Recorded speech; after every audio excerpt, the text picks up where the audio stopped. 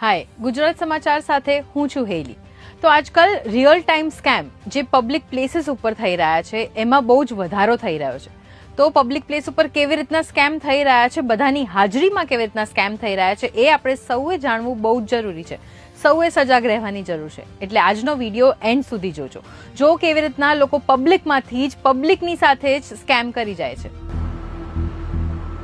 મોટા ભાઈ ફોન આપજો ને તમારો યાર પ્લીઝ, મારો ફોન ચોરી થઈ ગયો છે યાર. પ્લીઝ પ્લીઝ આપો ને યાર, મારા ઘરે ફોન કરવો છે.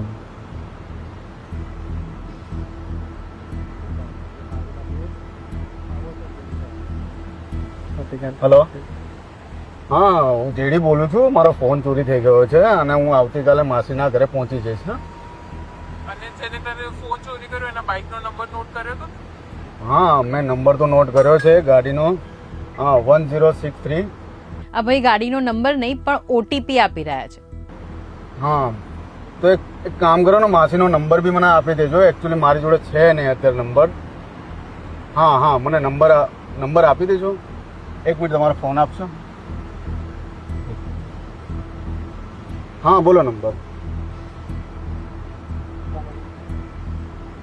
આ અમને કોલ ફોરવર્ડિંગ શરૂ કરી દીધું, જેથી કરીને હવે એમના ફોનમાં જેટલા પણ ફોન કોલ્સ આવે છે, જેટલા પણ મેસેજીસ આવે છે, બેંકના ઓટીપીઝ આવે છે, બધું હવે આ ભાઈના ફોનમાં આવશે. Okay sir, thank you. Thank you.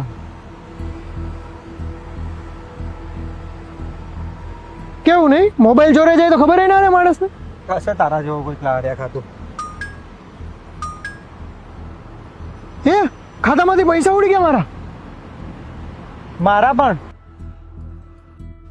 હવે ખરેખર લાગે છે કે ભલાઈનો જમાનો નથી રહ્યો, કારણ કે આ તો આપણે કોઈને હેલ્પ કરવા જઈએ ત્યાં આપણે જ કૂવામાં પડીએ છીએ. તો હવે આવી રીતના જો તમે કોઈને પણ હેલ્પ કરવા ઈચ્છતા હો તો તમારે વધારે સાવચેત રહેવાની જરૂર છે. ફોન એમને આપો તો એને સ્પીકર ઉપર વાત કરવા કહેજો અને તમે સામે જ ઊભા રહેજો, કે જેથી કરીને તમારા ફોનમાં એ બીજું કોઈ ટાઈપ ન કરી દે.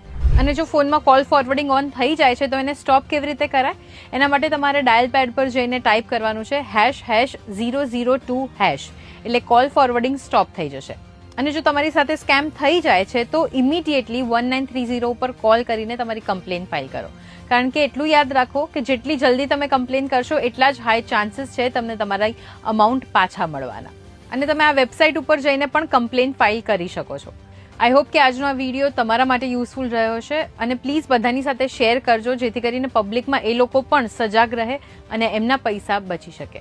આવા જ ઇન્ફોર્મેટિવ વિડીયોઝ માટે તમે ગુજરાત સમાચારના પેજને ફોલો કરવાનું ના ભૂલતા.